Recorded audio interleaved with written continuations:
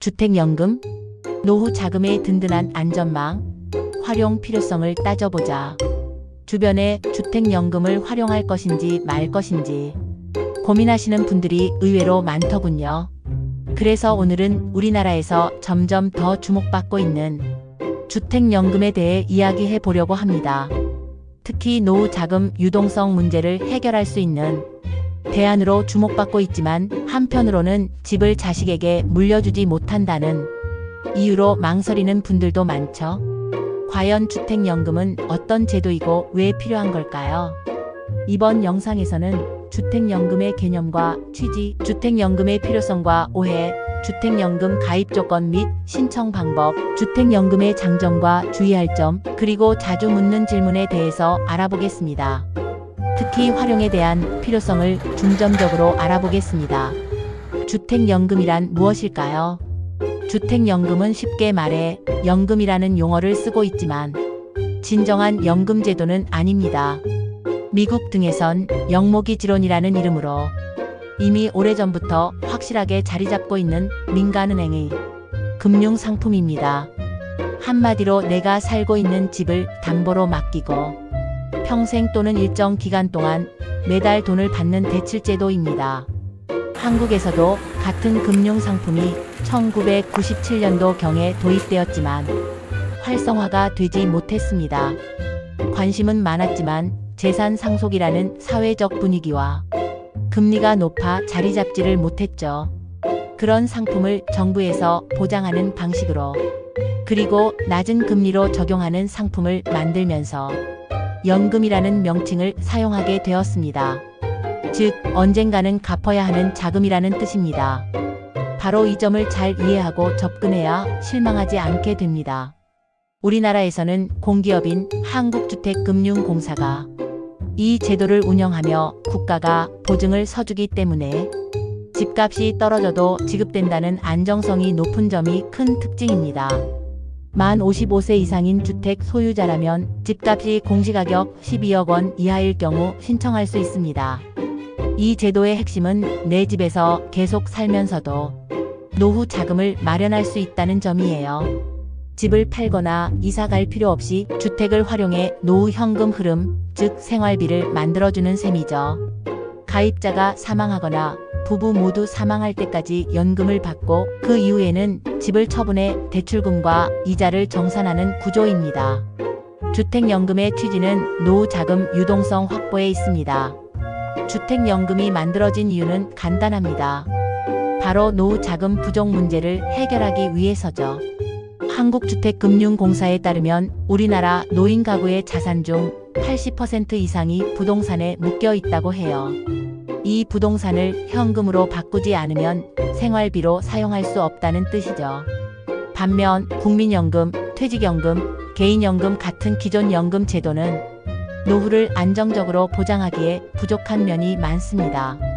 국민연금은 평균 수령액이 2025년 1월 기준 약 67만 원으로 최소 노후 생활비인 1인 기준 108만 원의 절반 수준에 불과해요. 부부로 치면 216만 원인데 택도 없이 모자라는 게 현실입니다. 물론 실제 생활비는 더 들어가죠. 조기 퇴직자에겐 큰 도움이 안 됩니다. 퇴직연금은 제도가 도입된 지 그리 오래되지 않았고 대기업 근무자가 아닌 이상 충분한 금액을 기대하기 어렵습니다. 개인연금으로 해결할 수밖에 없는데 필요성은 크지만 실제 가입률과 규모는 낮은 편입니다. 많은 사람들이 주택을 구입하는 등 미리 준비하지 못해 노후에 목돈이 부족한 경우가 많습니다. 이처럼 4층 연금 체계인 국민연금, 퇴직연금, 개인연금, 주택연금에서 앞선 세 가지가 제 역할을 못하고 있는 상황에서 주택연금은 부동산 자산을 현금화해 노후 생활을 지원하는 실질적인 대안으로 떠오르고 있습니다. 주택연금이 이렇게 유용하다면 왜 한국에서는 아직 활발히 활용되지 않을까요? 가장 큰 이유 중 하나로 꼽히는 건 바로 집을 자식에게 물려주고 싶다는 정서와 전통적 관습 때문입니다. 한국에서는 전통적으로 부동산이 가정의 중요한 재산이자 다음 세대에 넘겨줄 유산으로 여겨졌기 때문이죠.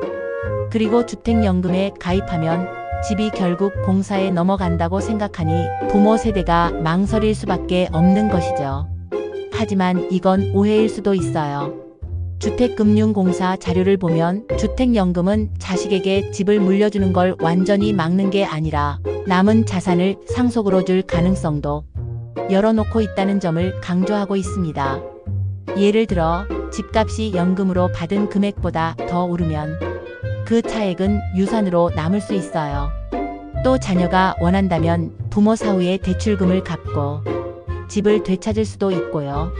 즉 유연하게 설계된 제도라는 거죠. 거꾸로 집값이 떨어지면 그렇다 해도 약정한 연금은 지급이 보장됩니다. 그러면 주택연금의 필요성과 장점을 알아볼까요? 한국 사회가 고령화로 빠르게 접어들면서 급기야 2025년에는 초고령 사회로 진입이 예상되고 있습니다. 그리고 2030년도는 여성 최장수 국가, 2040년도에는 남녀 최고 장수 국가가 될 것이라는 전망이 많습니다. 한마디로 그만큼 주택연금의 필요성은 더 커지고 있습니다. 주택금융공사 공보문에서도 주택연금은 고령층의 노후생활 안정과 소비 활성화를 위한 핵심 정책이라고 밝히고 있어요. 구체적인 장점을 정리해보면 우선 안정적인 현금 흐름이겠죠. 매달 연금을 받으니 목돈 관리의 부담이 줄어들고 노후에 꾸준한 생활비를 확보할 수 있게 됩니다.